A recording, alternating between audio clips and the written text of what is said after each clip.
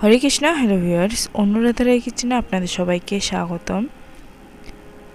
আজকে চলে এলাম পটলের এক নতুন রেসিপি নিয়ে। তবে চলুন রেসিপিটি দেখে নেওয়া যাক। এখানে পটল আমি প্রথমে সিলে গোল গোল করে কেটে নিয়েছি, ধুয়ে পরিষ্কার করে নিয়েছি। আর চুলায় কড়াই বসিয়ে নিয়ে পরিমাণ মতো তেল দিয়ে একটু লবণ ও একটু হলুদ গুঁড়ো দিয়ে ভালোভাবে নেড়ে চেড়ে দিব। এখন এর মধ্যে কেটে পরিষ্কার করে রাখা সবগুলো পটল আমি দিয়ে দেব।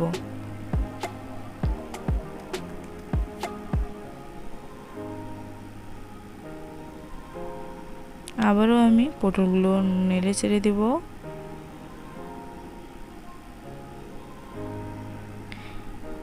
আর এইভাবে উল্টিয়ে পাল্টিয়ে আমি পটলগুলো একটু লাল লাল করে ভেজে নেব। এই তো পটল আমার ভাজা কমপ্লিট। এখন আমি পটলগুলো তুলে নেব।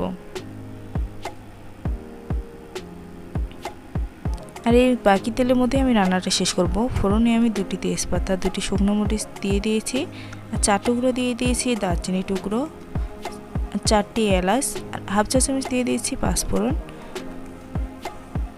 একটু নেড়ে চেড়ে দিব। আর এখানে 1 চা চামচ দিয়ে দিব আদা বাটা। আদাটা একটু আমি নেড়ে চেড়ে দিব। আদাটা যেন পুড়ে না যায় তার জন্য আমি একটু জল দিয়ে দেব। এভাবে একটু নেড়ে চেড়ে দেব।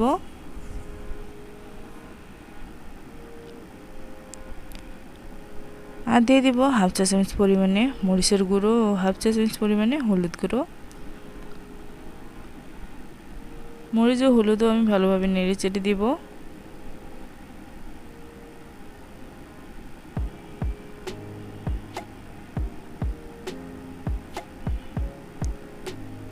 আর এখন দিয়ে দিব হাফ চা চামচ পরিমাণে ভাজা জিরা গুঁড়ো। জিরা গুঁড়ো দিয়ে আমি ভালোভাবে নেড়ে চেড়ে নিব। দেখতে পাচ্ছেন মশলা আমার কষানো হয়ে গেছে, মশলা থেকে তেল বেরিয়ে আসছে। আর এখন আমি আগে থেকে ভেজে রাখা পটলগুলো দিয়ে দিব।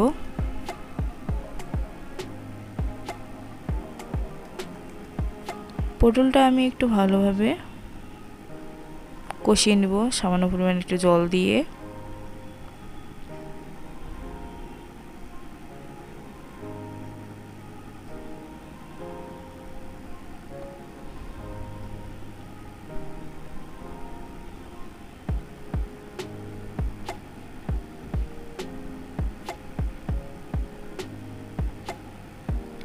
এখন আমি আরেকটু দিয়ে দিব লবণ। আমার কাছে লবণটা একটু কম মনে হচ্ছিল। আবারও নেড়ে চেড়ে দিব। ভিডিওটি যদি ভালো লাগে তাহলে লাইক, শেয়ার, কমেন্ট ও সাবস্ক্রাইব করে পাশে থাকবেন। আর পাশে থাকা বেল আইকনটি বাজিয়ে দিবেন যাতে করে সবার প্রথমে ভিডিওটি আপনাদের কাছে পৌঁছে যায়। এভাবে নেড়ে চেড়ে আমি পটলটা ভালোভাবে কষিয়ে নিয়েছি। আর এখন আমি এর মধ্যে দিয়ে দিব জল। পটলের সবজিতে কতটুকু রস রাখবেন সে অনুযায়ী জলটা আপনারা দিয়ে দিবেন। এইভাবে পটল রান্না করলে নিমিষে 1 প্লেট ভাত শেষ হয়ে যাবে। খুব ভালো খেতে হয় এইভাবে পটলের এই তরকারিটা। এই তো খুব সহজে তৈরি হয়ে গেল আমার এই পটলের সবজি।